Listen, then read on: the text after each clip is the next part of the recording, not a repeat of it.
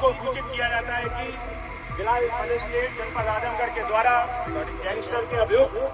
रमाकांत यादव पुत्र स्वर्गीय श्रीपति यादव निवासी सरावा थाना दीदारगंज जनपद आजमगढ़, जिनका हाल पता है अंबारी थाना फूलपुर, इनके द्वारा अपराध से अर्जित अवैध धन से कमाई गई संपत्ति, जिसमें गांव बसई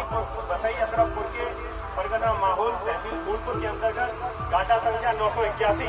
में कुल जमीन 3 हेक्टेयर 3.475 हेक्टेयर की जमीन को धारा अंतर्गत 14(1) गिरोहबंद एवं समाज विरोधी क्रियाकलाप निवारण अधिनियम के अंतर्गत कुर्क किया जाता है। सुनो।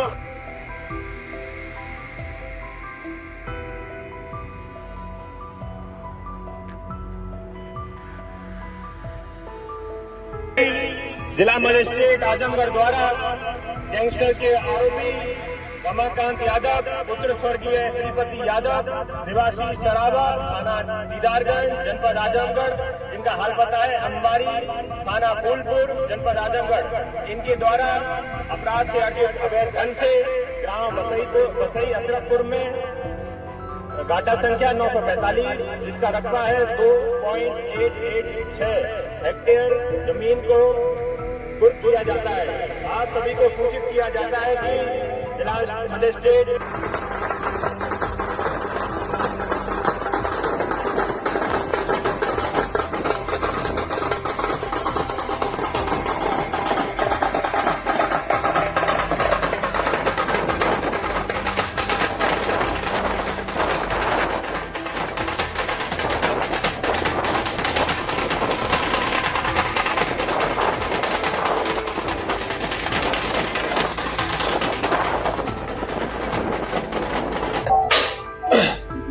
देखिए, आज जनपद आजमगढ़ में जिलाधिकारी आजमगढ़ के दिनांक 11/6/2025 के आदेश के तहत जनपद के जो माफिया हिस्ट्री सीटर संख्या 30/30A IS गैंग 133 के गैंग लीडर रमाकांत यादव के द्वारा अपराध से अर्जित संपत्ति का आज कुर्की की कार्रवाई की गई है। आपको जानकारी के लिए बता दें, 21/2/2022 को जनपद में एक बड़ी अपनी शराब पीने की वजह से एक बड़ी दुर्घटना हुई थी, जिसमें 7 लोगों की मृत्यु हुई थी और उसमें करीब 5 लोगों के विरुद्ध मुकदमा पंजीकृत किया गया था। और उसके बाद में उसी मुकदमे पे 2022 में ही गैंगस्टर एक्ट का मुकदमा पंजीकृत किया गया था, जिसमें रमाकांत यादव और उसके अन्य 12 साथियों के ऊपर गैंगस्टर एक्ट की कार्रवाई की गई थी। इसी की विवेचना थाना प्रभारी अतरोलिया के द्वारा की जा रही थी और इसमें टोटल मिला के आज करीब 23,42,81,400 रुपये की जो उनकी जो संपत्ति है उसको कुर्की की कार्रवाई की गई है। और ये ग्राम बसई अफसरपुर फरगना माहौल तहसील फूलपुर के अंतर्गत एक जो गाटा संख्या है वो करीब 2.88 हेक्टेयर का है, जिसकी मालियत करीब 2,13,00,000 रुपया है। दूसरा जो गाटा संख्या है वो करीब 0.49 हेक्टेयर है और इसकी जो मालियत है करीब 2,59,000 रुपये है। और तीसरा जो घाटा है वो करीब 3.44 हेक्टेयर के आसपास में है और इसकी जो मालियत है वो करीब 2,54,00,000 रुपये है। एक और घाटा संख्या है जो कि 2.94 है, इसकी जो हेक्टेयर है इसकी जो मालियत है वो करीब 2,17,00,000 रुपये है। और एक घाटा संख्या है करीब 3.47 जो कमर्शियल भूमि है और इसकी जो मालियत है वो करीब 16 करोड़ रुपये के आसपास में है। और एक जो घाटा संख्या है वो 0.38 हेक्टेयर है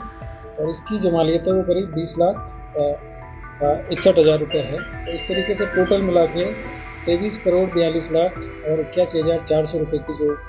संपत्ति है उसको जिलाधिकारी आजमगढ़ के आदेश के तहत उसको आज कुर्की की कार्रवाई की गई है। और आपकी जानकारी के लिए बता दें कि ये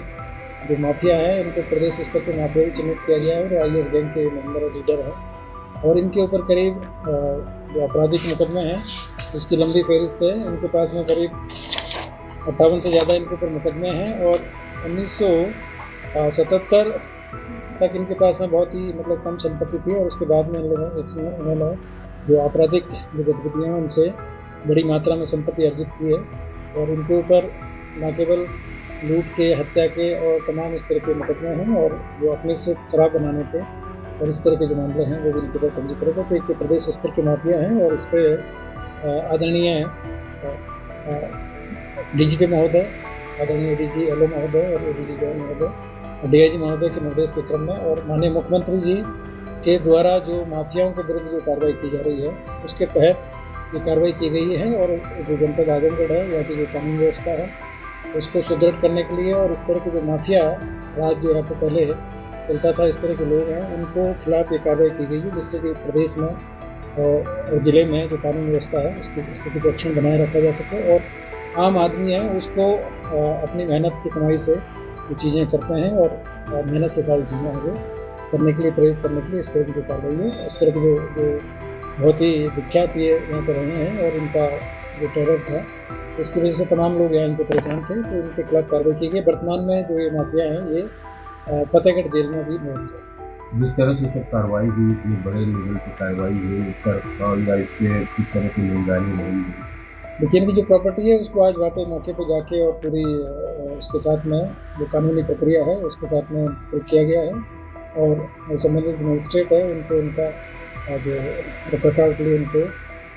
जिलाधिकारी महोदय के द्वारा नियुक्त किया गया है। पुलिस जो लोकल पुलिस है थाने की जो वो उनकी रखवाली करेगी और कोई भी इस तरह की चीज़ होती है तो उसकी निगरानी पुलिस के द्वारा इसमें बताती है। आगे भी कुछ इनके ऊपर कार्रवाई चल रही है? अभी और भी इनकी कुछ संपत्तियां हैं जिनको कि चिन्हित किया गया है, उनमें भी इसमें कार्रवाई की है। अगर आप ये वीडियो YouTube पर देख रहे हैं तो हमारे चैनल को सब्सक्राइब करें और बेल आइकन को दबाना ना भूलें। अगर आप Facebook पर ये वीडियो देख रहे हैं तो हमारे पेज को लाइक करें।